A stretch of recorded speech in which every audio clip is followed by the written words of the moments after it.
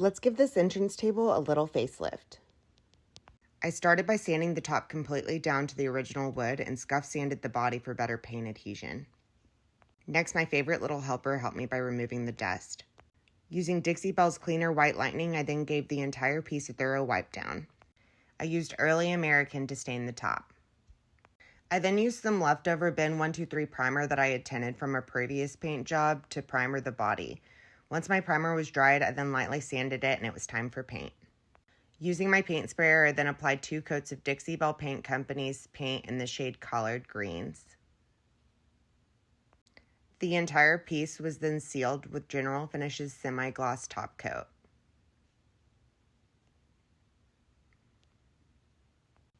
Look how beautiful our finished piece turned out. It is absolutely amazing what a little paint can do. Check out the Reconciliation Furniture storefront on Amazon for all of my favorite products.